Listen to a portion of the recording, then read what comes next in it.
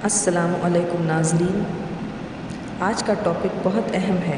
آج ہم بات کریں گے کہ شیاطین کو اپنے گھروں سے کیسے دفع کریں۔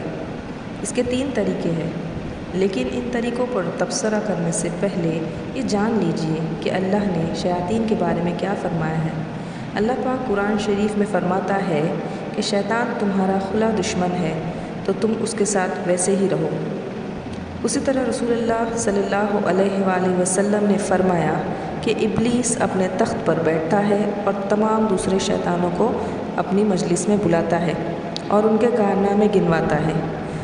تب ابلیس کہتا ہے کہ تم نے تو کچھ خاص کام نہیں کیا ہے، لیکن اچانک ایک شیطان آتا ہے اور کہتا ہے کہ میں نے تب تک اس گھر کو نہیں چھوڑا جب تک میں نے ایک شوہر کو اس کی بیوی سے جدا نہ کر دیا۔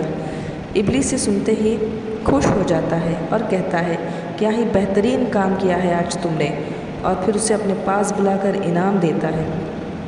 اس سے یہ بات ثابت ہوتی ہے کہ شیطان کا سب سے بڑا مقصد گھروں میں فتنہ پیدا کرنا ہے، شوہر اور بیوی کو لڑانا ہے اور جدائی پیدا کرنا ہے۔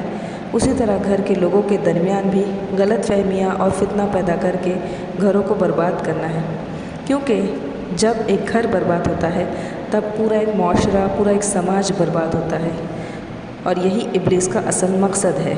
تو ناظرین، ہم اپنے گھروں کو کیسے شیطانوں سے بچائیں، اس عمل کے 3 مرحلوں پر ہم آپ کو لیے چلتے ہیں۔ آج ہم اپنے اس ویڈیو میں بتائیں گے کہ وہ کون سے ایسے 3 عمل ہیں کہ جس کو کرنے سے شیطان آپ کے گھروں سے بھاگ جائے گا۔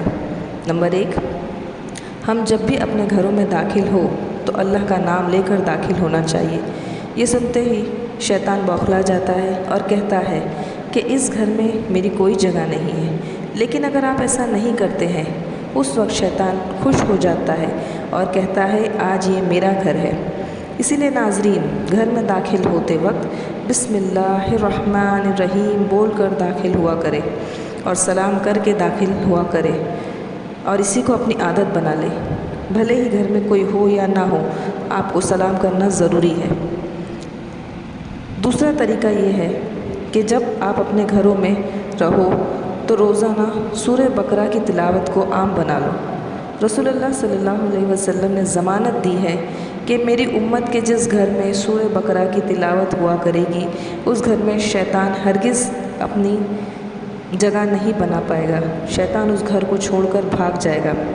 اور صرف اتنا ہی نہیں، وہاں کسی بھی جادو کا کوئی اثر نہیں ہوگا اور گھروں میں سکون میسر ہوگا۔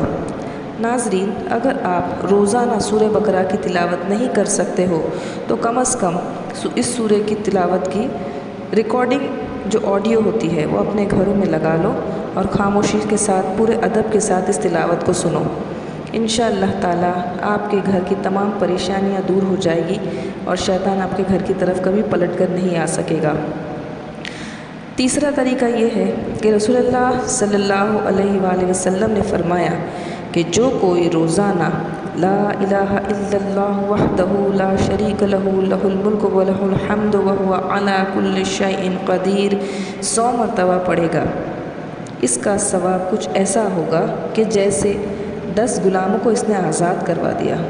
اس کے اعمال میں 100 نیکیاں لکھی جائے گی اور 100 گناہ معاف کر دیے جائیں گے، اور اس کے علاوہ وہ شخص کی صبح سے شام تک اللہ پاک حفاظت کرے گا، شیطان کے تمام شر سے اس کو اور اس کے گھر والوں کو، اس کے تمام گھر کے افراد کو اپنی حفظ و امان میں رکھے گا۔ تو ہمارے پیارے ناظرین، ان 3 عمل سے اللہ پاک آپ کو اور آپ کے گھر والوں کو شیطان کے زر سے محفوظ رکھے انشاءاللہ۔ اپنی دعاؤں میں یاد رکھیے، اللہ پاک آپ کی، ہماری اور ہم سب کی حفاظت فرمائے، آمین یا رب العالمین۔ السلام علیکم۔